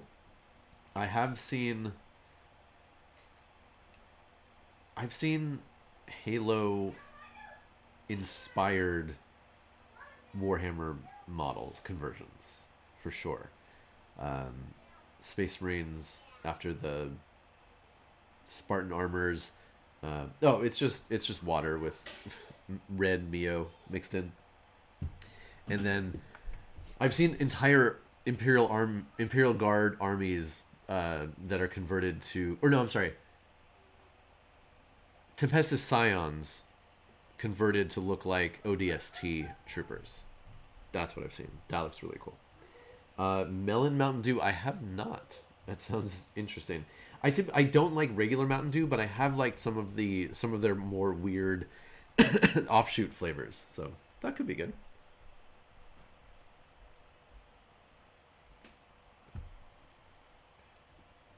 But yeah, as we were talking about, when you're painting miniatures, typically there are a couple of different ways. So now there are 3 standard ways that you can paint a miniature. All right. The newest is the easiest, technically, and that is contrast paint. Just slap a thick layer of contrast paint on your model, let it dry. It's gonna have soaked into the recessed parts, and it'll look pretty cool just like that. Then you add a couple details, and it's good to go. Other than that, there are 2 in the more traditional ways to paint, and that is, both of them start with painting excuse me, painting your layer. So you get one solid layer on, and then either you highlight, so you build up brighter colors on raised surfaces, edges, things that would reflect light more, and that can be, oh, and I'm sorry, you do a wash, and then, right, yeah, layers. I mean, more than one, but yeah, but layer, and then a wash to sort of add the depth back in, so it'll make darker areas in the recesses, and then and then you highlight the areas that are further up that are reflecting the light more. Or you can do dry brushing, which is a different technique with the brush. Basically, you get a paint on your brush, and then you dry it while keeping some paint in there that's dried, and then you literally just slightly move the brush across, and it picks up raised surfaces, and it will add that layer instead of having to try to paint those highlight areas. Experienced, expert hobbyists will use all of those techniques and more in every single model. There's a lot of options there, a lot of techniques for doing all this kind of stuff. Dry brushing is fun. It's really interesting, especially on a model that has a lot of texture, because you start dry brushing, and again, it just picks up on anything that's sticking out, that's pointed or raised from the rest of the model, and the paint will accumulate along those areas, which again dry brushing can look really, really cool if you do it very carefully. If you have even a little bit of wet paint in your brush, though, it's going to get blobby, it's going to make streaks. Yeah, you don't want, when you're doing dry brushing, you don't want a really good pointy brush. You want something that's a bit more frayed and has more more coverage to it. Yeah, right. And then Peg Junk, and a good point. So there are all of those things, and then airbrushing is different ways to do most of that. The only thing you can't do with an airbrush is dry brushing. Or I don't know, maybe somebody's figured out a way to somehow do that. But again, because there's no actual brush to an airbrush, you can't actually rub it on something. But yeah. So yeah, airbrushing just adds, like I said, a whole other level, a whole other layer of of options for things. Have you gotten any more rounds? Yeah, like cheap makeup brushes and stuff are great for dry brushing.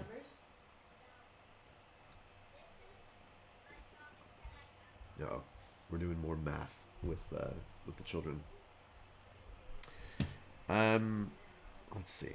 Next, I want to talk about. Yeah, if you could somehow put dry material in an airbrush that would adhere to a model, it would just destroy everything. My wife has used our new. So again, So she's using an airbrush for her soaps and bath bombs and things. So she has her own physical airbrush separate from mine because I'm going to be using it for paints and things that you don't want to put on your body. Thank you so much, Dara. And then, but we do have a small compressor that we're going to share.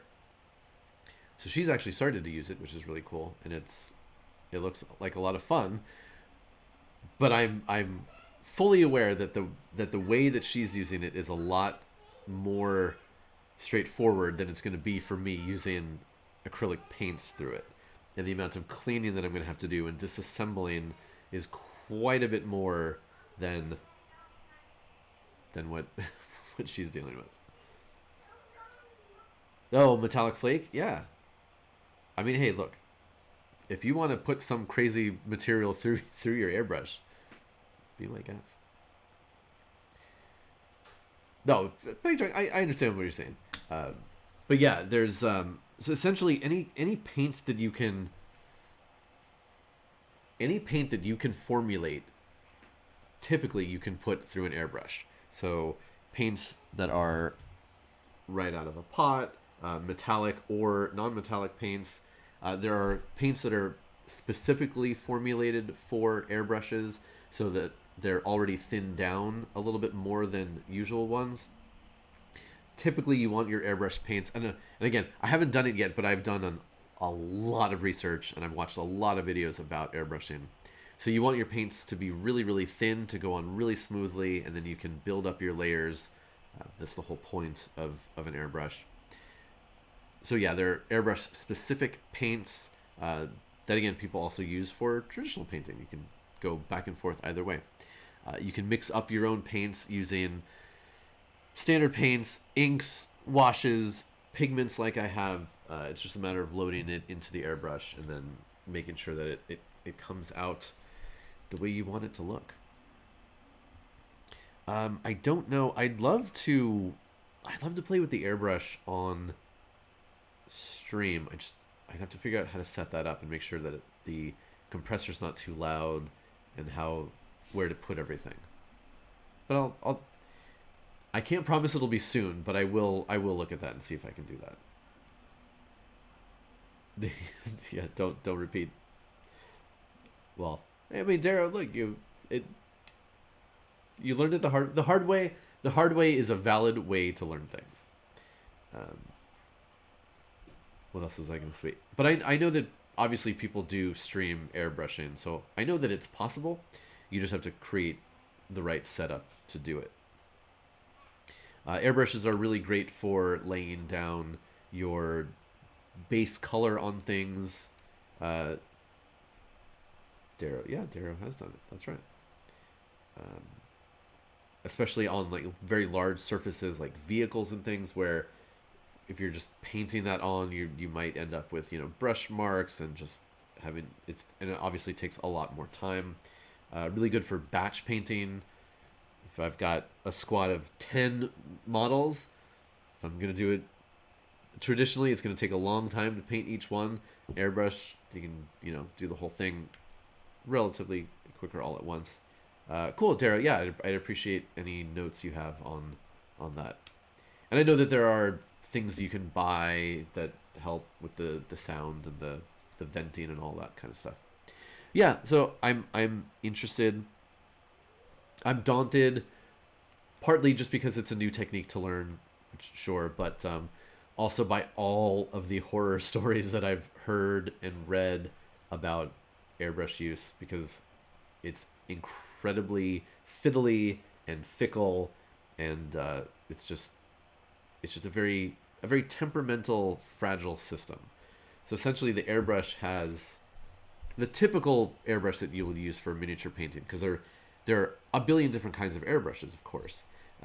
Most use a gravity system, so there's a little pot that's on the top. The airbrush itself is like a pen, and there's a little pot on the top, and you put your paint in there, so it actually, via gravity, falls down into the mechanism.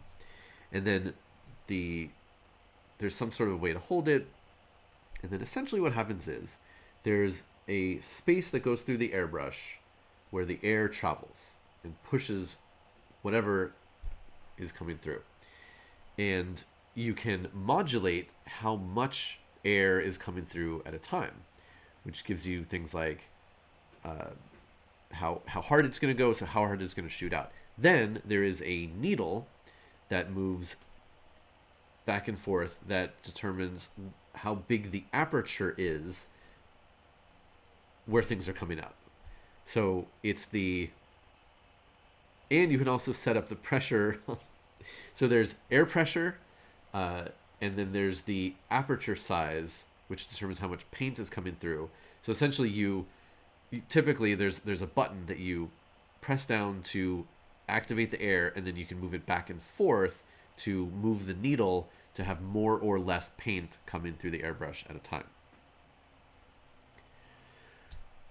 So yeah, all of those things I need to learn how to actually do in practice, even though I know them in theory. And then every single bit of the airbrush, the needle, the feed, the tube, all of it has to be cleaned out perfectly every single time in between uses, or else it can get clogged up.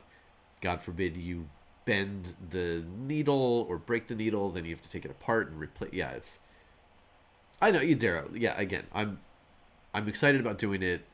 Like I said, I've done a lot of research. It is daunting just because there are literally so many moving parts and things you have to worry about, and you hear lots of horrors. It's kind of like streaming, I guess, airbrushing, because you hear all of these stories about how I got all my setup, I made sure everything was where I needed it to be, and I started up and it didn't work for no apparent reason, and now I gotta dig through and take everything apart to figure out why it didn't work. So yeah, kind of like streaming.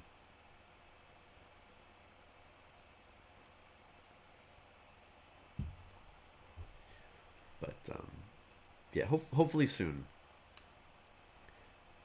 Yeah, well, yeah, Darrow, for when we were looking at the expense, because also airbrushes are not cheap, or good ones are not cheap.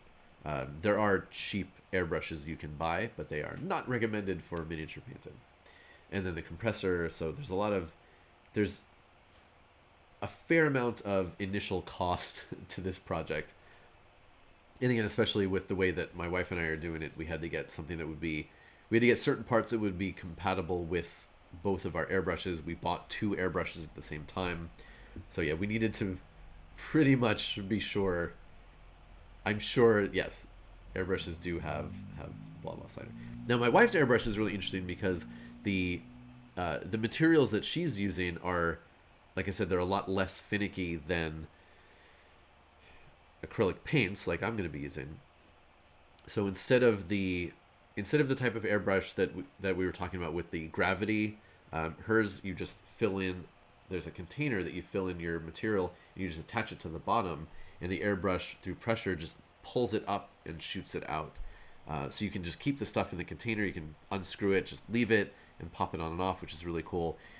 Versus the gravity part that you have to clean out in between every use and every different color you want to use. So, but it's all good.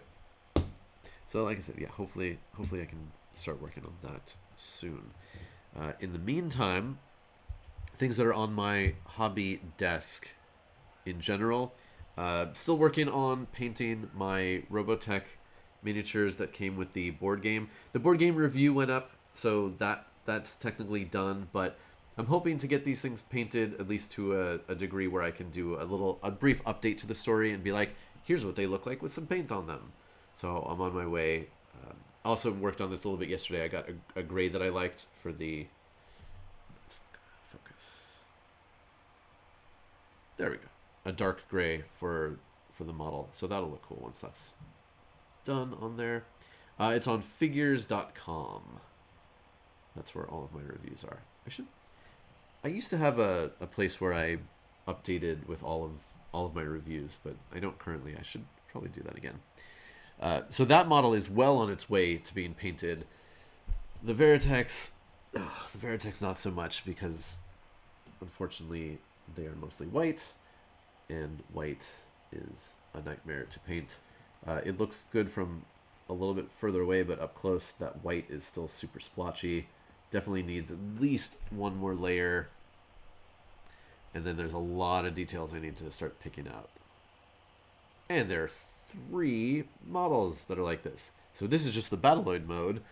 And then, of course, there's the Jet mode and the Guardian mode. So that's going to take some time. And they're very small. Oh, thank you so much, Tara. But one day. Yeah, so painting those, and then of course, always working on my pinks for my Space Marines, and I've been building the Slaanesh Chaos Demon Start Collecting box, finished the Seekers, and did like just literally the first, I think, 4 or 5 pieces of the Exalted Chariot, and that'll wrap up. And that'll, once I'm finished with that, which will take a while. There are a lot of little fiddly bits for that model, but that'll wrap up that box, at least the building phase of that. Darrow, before you say it's not wrapped up until it's painted, yes, wrap up the build at least. Looking forward as to sort of like what's on the horizon. I don't know. I've got, from where I'm sitting right now, I can see there's 1, 2, 3. There are 4 different piles of models to build, let alone all the stuff I have to paint. You've heard us talk about it before, and we're gonna continue to talk about it. The Armies on Display project, which actually, you know what? I need a command for that. But I wanted to say something specific, so I'll come up with that. But Zardoz is heading this really cool initiative in which a bunch of us in our hobbying communities are getting together and making. Well, Daryl, I know that's awesome. Thank you so much. I want to come up with the exact wording for it. I don't know what I wanted to say just yet. But we have this really cool project where if you're a part of it, we're making and painting an army and basing it with a cool display that we can take pictures of and show off. Only Talnak, they're big. They are substantial piles, and that's just okay. And I should clarify because that's a good question. Those are just the Warhammer piles, and they're not. And at least one of them, it's not so much a pile, but it's like a column, because it's a bunch of boxes and then a bunch of stuff on top of the boxes. But then I have an entire box of just other models that who knows when I'll ever get to them. Like Infinity models and Knight models, DC stuff. Yeah, it's daunting. But anyway, if you're a hobbyist or if you listen to me blather on and you see this stuff and you have any interest in any of this stuff at all, I highly recommend you sign up for this project. And again, like, I don't even know if we're going to be sending out any emails or if it's just going to be stuff that we're going to talk. Oh, thank you, Dara. So yeah, the link that I send is just a very brief article that then points to that sign up. That's awesome. And yeah, so the idea is that those of us who are going to be part of this project, we're going to pick an army that we want to make, and it can be a gigantic army, it can be a small army, depending on, it can be other games too. So it can be a miniatures game where you only have 5 characters, 5 models in your army, whatever it is. We just want to get people participating and having fun. So I'm going to do my Space Marines. So it'll be some dudes and some vehicles, and the idea is you're going to decide what your army is going to be. You are going to build the parts that you need for your army. You're going to paint them, and you're going to make a display, so a cohesive display where everything fits in. It's all themed as far as what their bases are, what their decorations are, and then take pictures, and we're going to share, we're going to talk about it, and we'll look at it, and it's just going to be super fun. Again, Zardoz is heading this up, and there are a bunch of us who are doing it. I'm doing it. John's doing it. Other people have expressed interest. I don't want to name names because I don't know for sure, but especially if we get people who are new who are interested, we're really looking forward to helping new people for everything from like if you raise your hand and say, you know what, I've never played Warhammer, I don't know any of this stuff, but I like listening to people talk about it, I want to get into it, we will help you. We will talk to you one-on-one or with chat, and we'll help you pick out what army we think that you would like. We'll give you the places to read the lore to see if you like it. We'll suggest what models that you might want to get and the best places to find those models, if not directly through Games Workshop, then through other ways. Tips for painting. Like, we really want to help new hobbyists as well, because this all can be very daunting, especially if you're somebody who's never done miniatures in any way before. You can see some of these, especially like these professionally painted full armies, and be like, wait, I just want to play a game. I don't know that. That looks like 10 years off of my life. It doesn't have to be. It doesn't have to be. So yeah. And again, and of course, there's no pressure on anybody. I guarantee some people will join and then fall out of it, and that's fine. We all have lives with crazy stuff happening. The goal of this project is to have these displays done in 2022, not early in 2022 either, so there's lots of time. We're all going to be working on this stuff together, but who knows what 2022 is going to bring? Who knows what the rest of this year is going to bring? Who knows? So anyway, but it's cool. I am very excited about this project, and that is why I have been trying to devote more time to working on my paints lately, because you better believe for this project I am finally going to have a small section of my Space Marines, but my Space Marines painted. It's going to be pink. It's going to be eye-watering. It's going to be rad. I'm super excited. And also really cool is that I've done 2 models so far that were funded with donations to the channel, which are really cool. And those are going to be prominently part of this. So yeah. Like I said, I'm really excited about it. I think about it a lot, actually. I haven't decided what I want my actual display to be. I have some ideas that I've been tossing around, but I haven't fully decided. Essentially, what I'm dealing with is, okay, I'm gonna have an army that's gonna be brightly pink. So in what setting, like, what do I want the display to look like around that pink? Because it's gonna be pink, probably with some green highlights, definitely blue in there. But like, what kind of overall field display do I want for that?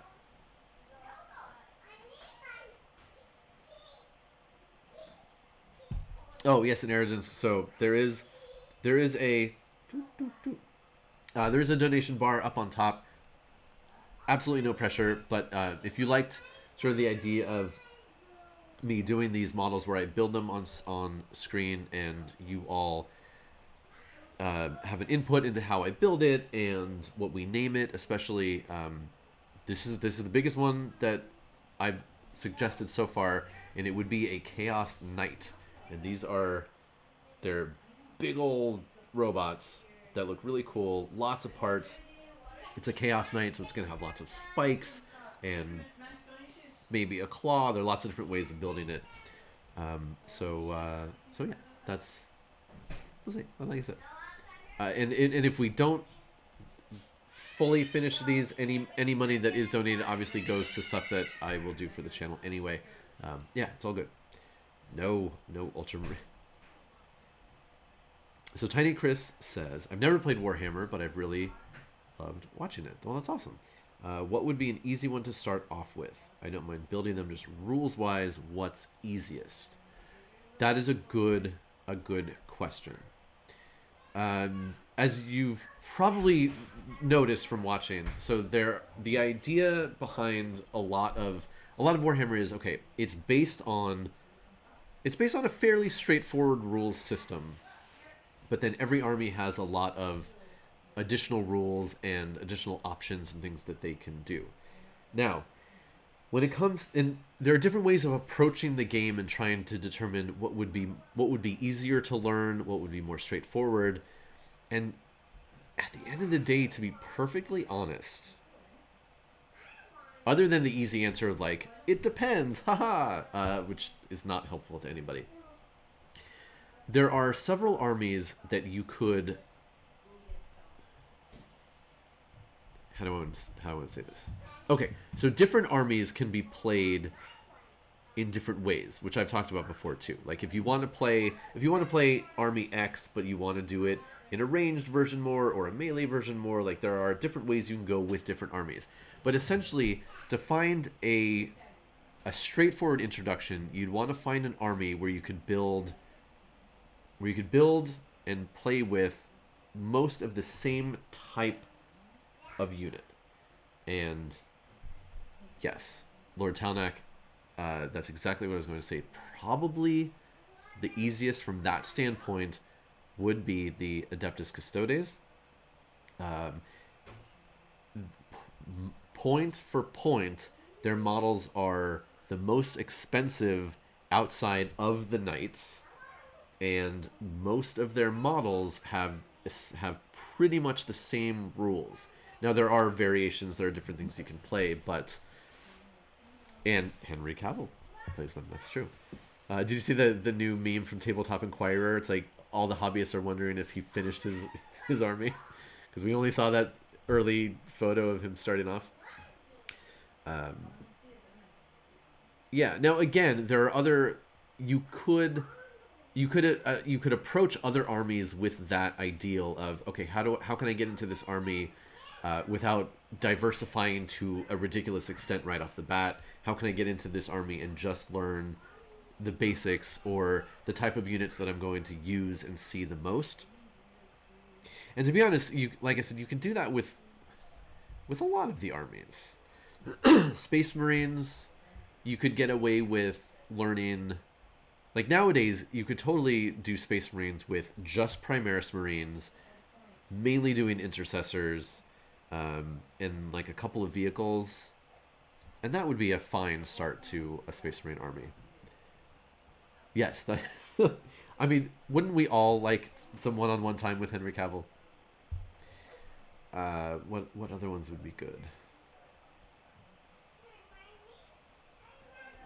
Yeah, exactly, Darrow. I mean, you could just jump right into Knights and just play, your entire army is three big robots. They have a bunch of rules, but, you're just learning how to play those three things. But yet all of these things we'll have like actual articles and we'll do discussions on, because we want this. Part of this project is that we want it to help to show people that yes, there's a lot to this hobby, but if you take it step by step, if you try certain certain ways of looking at things and ways of approaching it, it doesn't have to be so daunting all at first. Yeah, we could all just jump right on. Yeah, Miltarm, you shoot a bunch, then dial. I mean, there is that. I was gonna say you probably Miltarm is another army you could potentially approach in a relatively more straightforward way, right? If you had, a bunch of squads of infantry, they all play exactly the same way, and then again a couple of vehicles that you started with, and then a couple of commanders. That could be a good introduction as well. So yeah, and I got to talk to Zardoz and see what the next thing is we want to release and talk about with this project. So yeah, so for my pink Space Marines, do I want to put them in like a greenish, like a jungle setting? Do I want to make it more of like an urban streetscape, or I don't know. I don't know, so many fun options. Or do I want it to be like a battlefield where there are other things that are destroyed that are there? I don't know.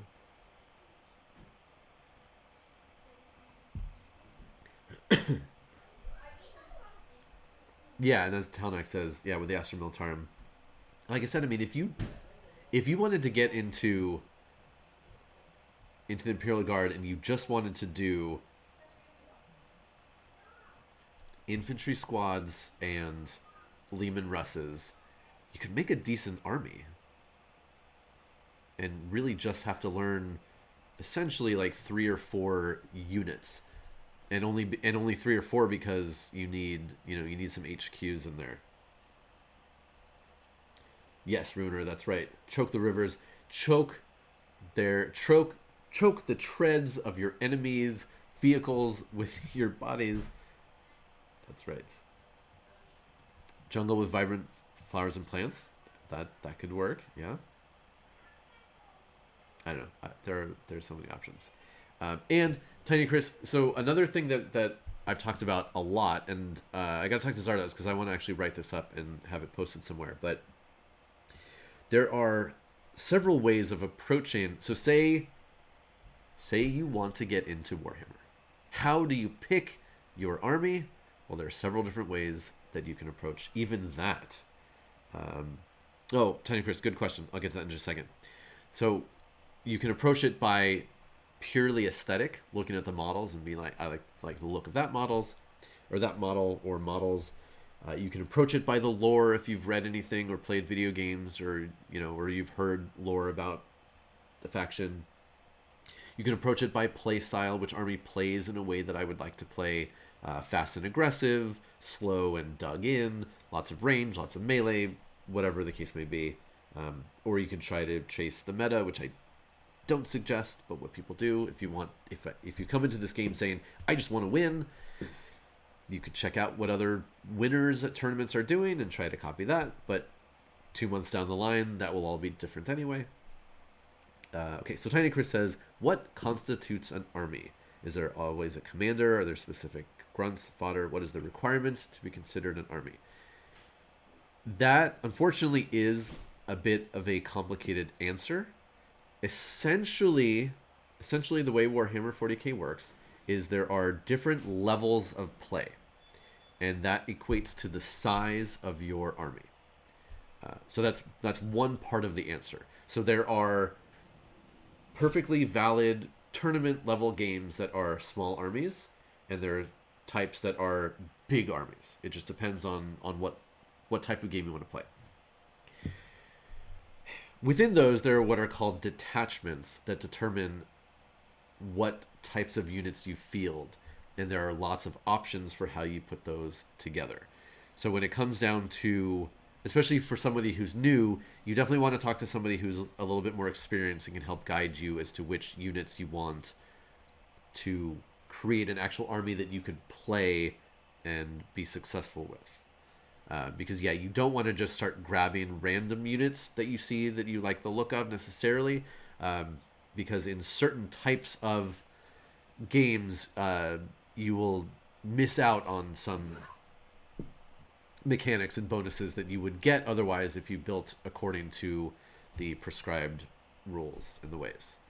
But typically the traditional way of building an army is you have a couple of HQ, so like leader type units, and then a couple of units of troops, which are sort of usually like the standard version of whatever that army is, and then you can mix in some other stuff. So do I not have? Oh, I don't have any book or codex handy.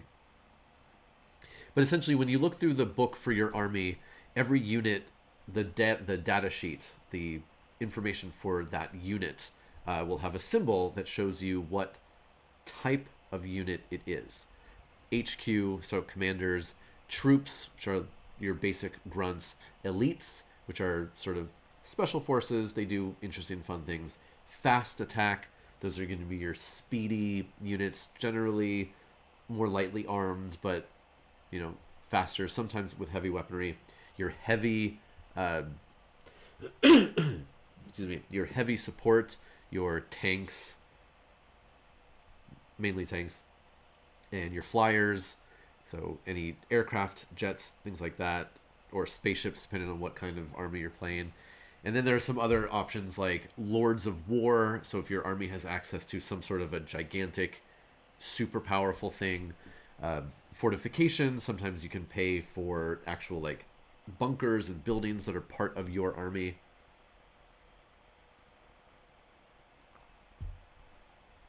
But those detachment rules, like I was talking about, they do give you some more flexibility because you could potentially make a detachment that are 3 units from the heavy support section and some HQs to lead them. So you could do an army that's just about all tanks, or or all flyers. Like there are different ways of doing it. So for that step, you do need to get some advice from somebody who's already in it.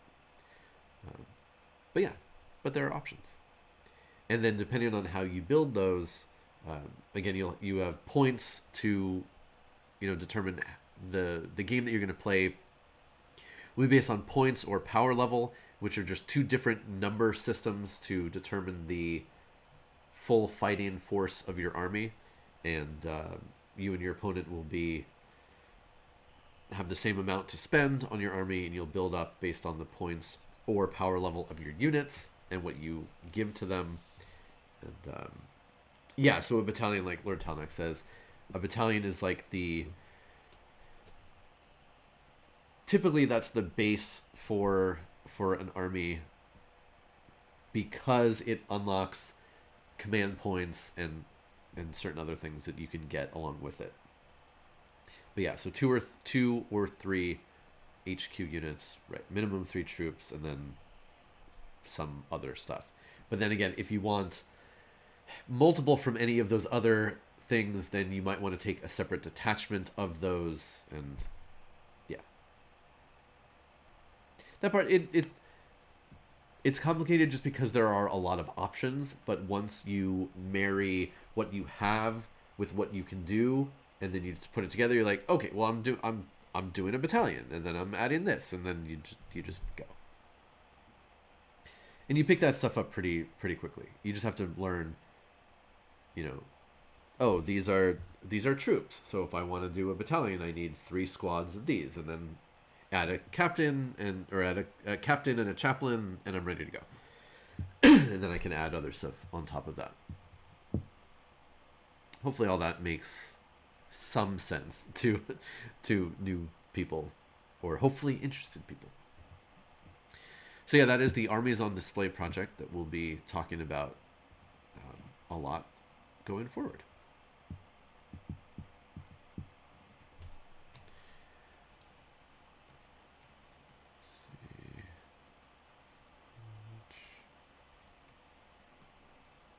Add stuff, meaning yeah. Darrow, you're not wrong. It's all about buying more miniatures, and then hopefully building them and painting them one day. Going forward, tonight we have the Home Buddies group stream. It will be on the Jessica Nerdy channel, so watch out for that. Last I heard, we were going to be doing more improv, which is a little scary for me, but I'm sure it'll be fine. Jessica's very gentle. Yeah, so I'm looking forward to that. That should be fun. That'll be tonight at 7 p.m. Pacific over there. I don't know. Usually one of the Home Buddies continues to stream afterwards. It's not going to be me. That's all I know. Might be somebody else. One of these days, I'll do another late night stream. For those of you who caught it after the hobby night, was it 2 weeks ago? Yeah, time is hard. I think it was 2 weeks ago. But yeah, I read that favorite old comic of mine, the read along, and then I did a whole bunch of really naughty, explicit limericks. Maybe one day, was it a week ago? No, it has to have been more than 1 week ago. Right? 2 weeks. 2 weeks? I don't know. Time is hard. Well, Peg Junk, I'm glad that some people enjoyed it. It was very interesting. Welcome back, Undead Saints fan. If people want, so that VOD does not exist on Twitch because it's very much adult content. I guess there's a chance that I could put it up on YouTube unlisted if people really want to see that. We'll see. Undead Saints fan, what'd you get? Anything good? But I will be back on Monday. Oh, that's right. I need to... what will be on Monday? I don't know.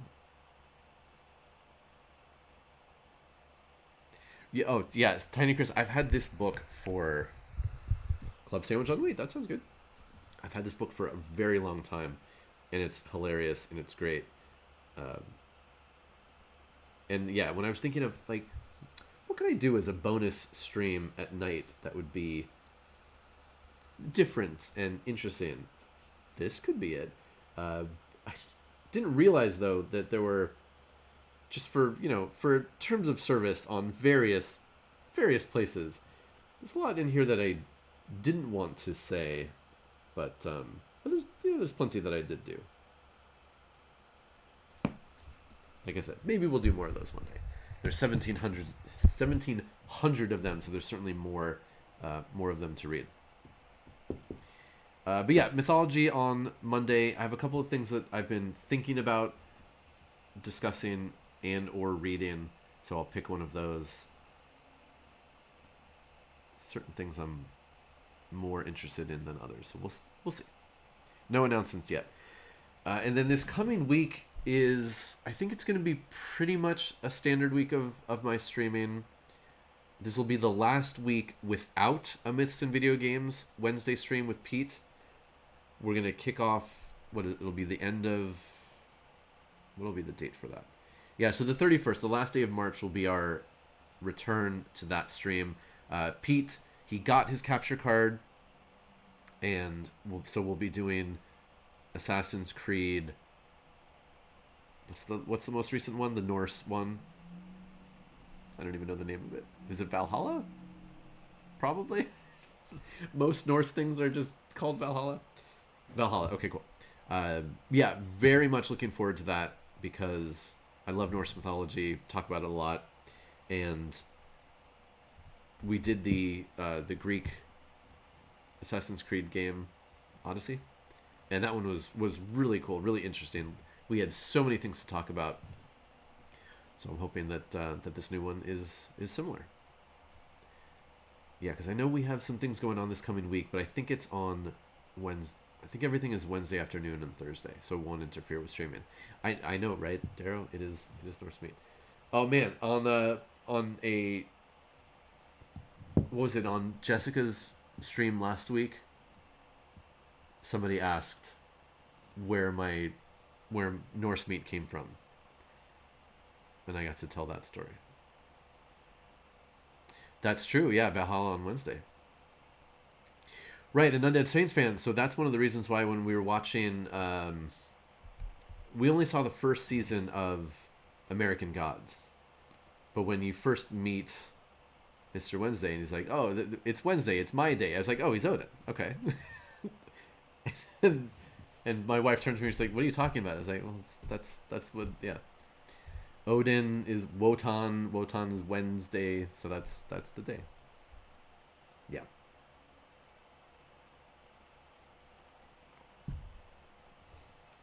Too much knowledge sometimes. Cool. Otherwise, like I said at the beginning, I finished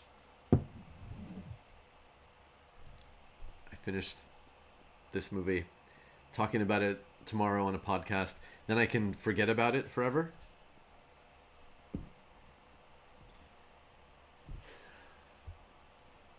It's fine.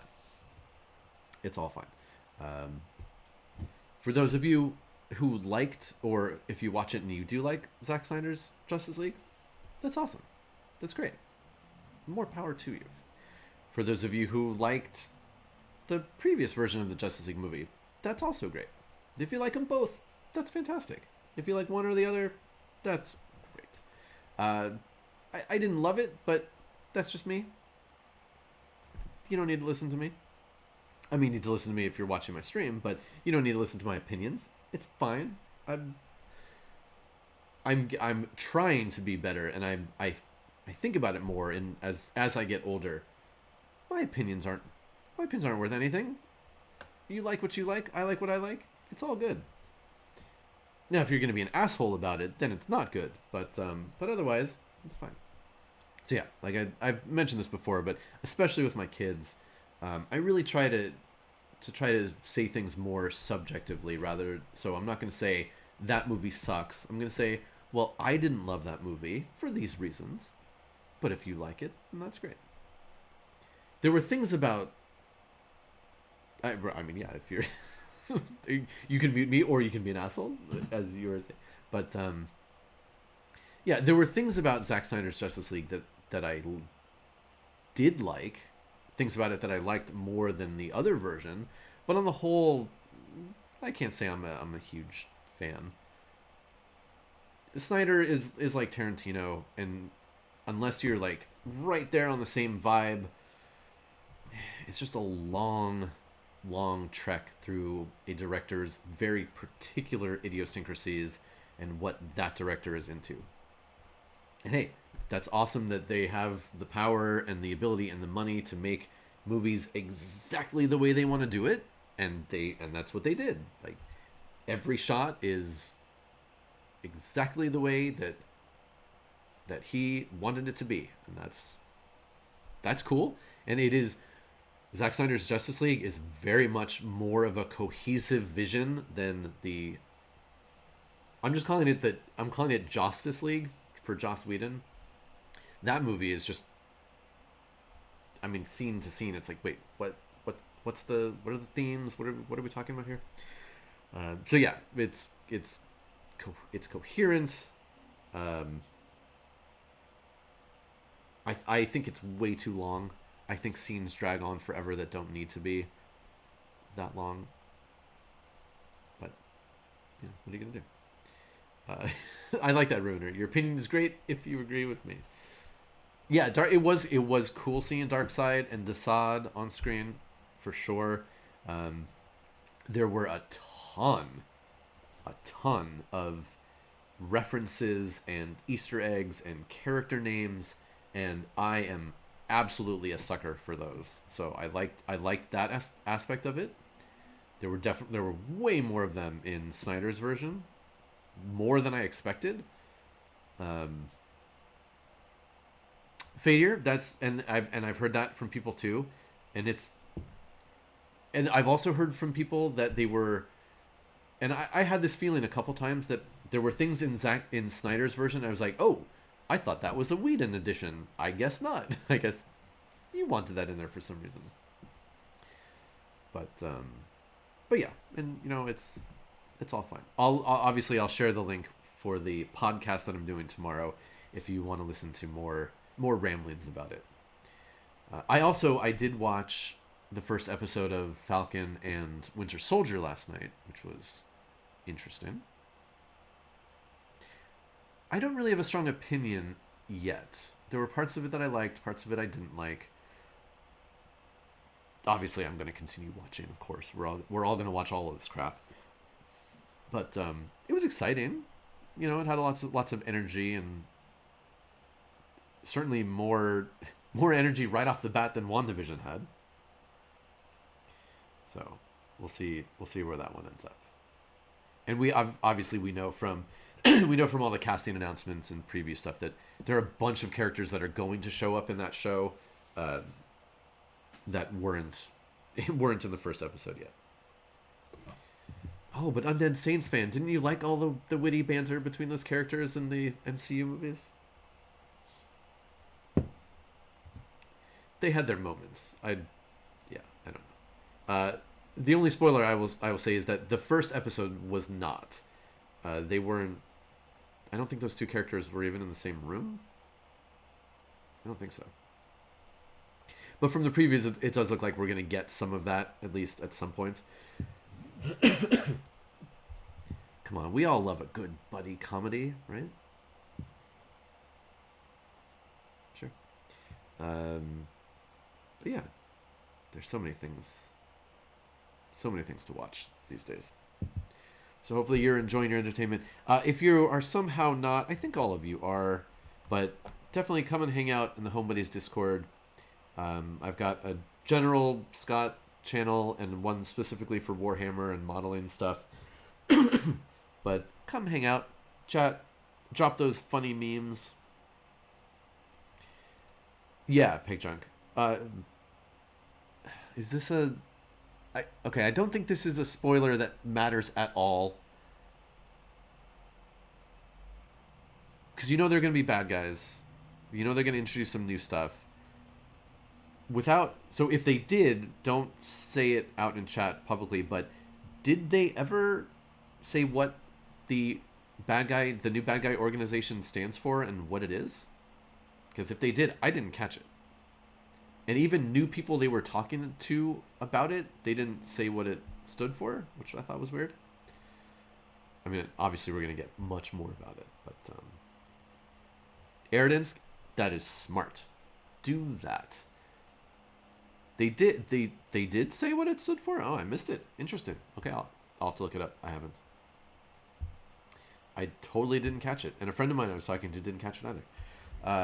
Yeah, and Eredinsk, that is what they are referring to as the churn, which of course we're familiar with from the way they use it in The Expanse. But the fact of people paying for a streaming service just for a period of time, especially when something has already all come out, and then just to binge it and then drop it and then pick up another one and go back and forth and back and forth.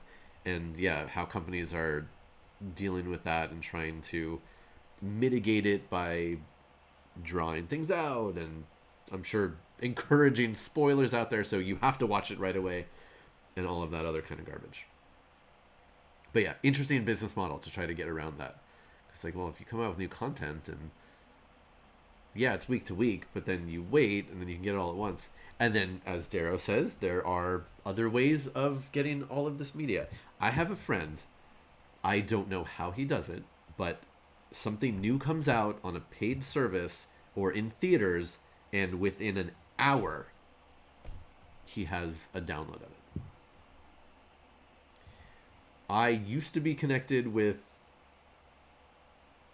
not quite legal downloading things back in the old days. I'm way out of the loop on all of that stuff. I don't know how that works these days, but apparently it is out there if you so desire to consume your content that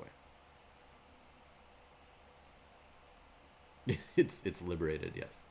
And again, hey, that's between you and your code. I'm not gonna say it's good. I'm not gonna say it's bad.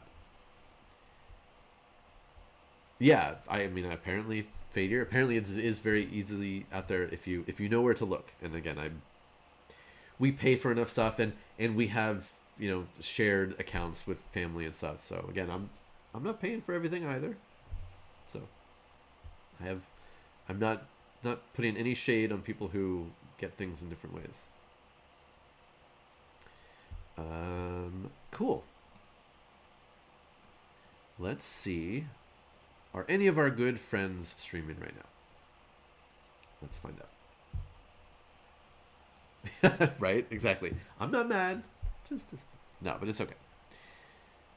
I mean, again, there's plenty of stuff that I download and don't pay for. I mean, it's you just got to decide, what you're comfortable with. I try to support,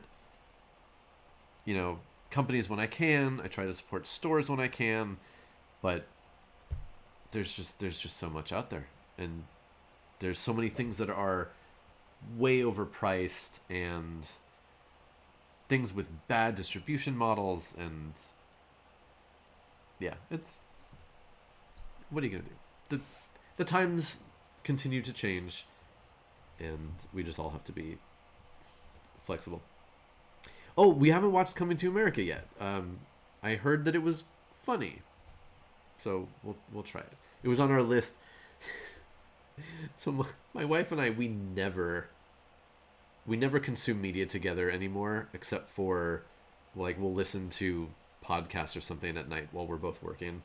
But we tried to say, okay, every Sunday night after the kids go to bed, we're going to watch a movie or a couple episodes of a TV show, and that's going to be our set aside time. It lasted 2 weeks, and then we gave up. So we were going to watch Coming to America the third week of that. So if we get time together again, then maybe that'll be next. Although I did force her last night to sit down and watch the very end, or the last two endings of Snyder's Justice League, just because they were so bizarre, and everybody should see them at least. You'll know what I'm talking about if you know what I'm talking about.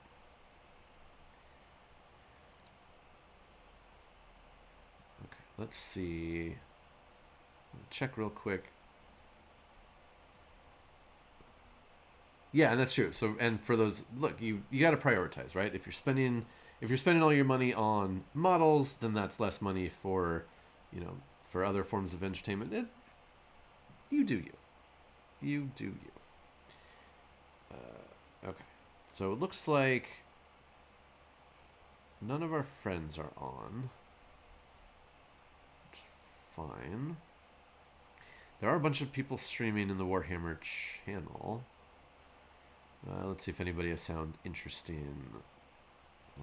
Blood Angels? No. Oh my goodness. If you know anybody who's streaming, you can let me know. Otherwise I'll pick somebody and we'll check them out. That's always fun. Starting soon. No. Oh my god, there's so many. That one's not in English. Ooh, a whole bunch of Spanish. No, Blood Angels are fine. I'm just joking. I don't have anything against pretty vampire Space Marines. Dark Age, not Marines. I don't know what that means. My god, it's crazy. Okay, let's try.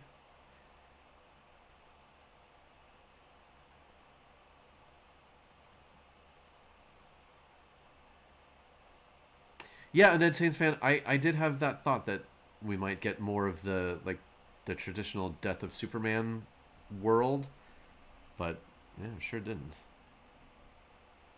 I don't know. I have oh, this person is doing airbrush, so let's check that out.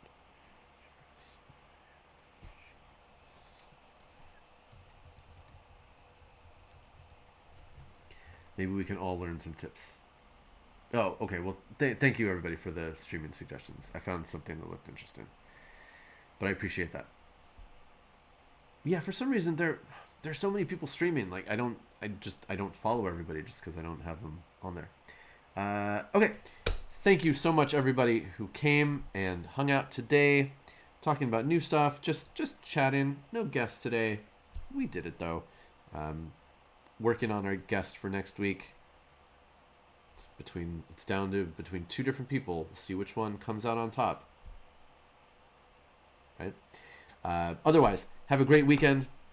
Hopefully I'll see some of you, or maybe all of you, for Home Buddies group stream tonight at 7 p.m. Pacific. Otherwise, I'll be back on Monday. Streaming Monday morning. Okay, Undead Saints fan. I don't really have any control over the stuff, but I can pass along that note. All right, and we're gonna raid somebody who's doing Warhammer stuff and airbrushing. We'll see what that's all about.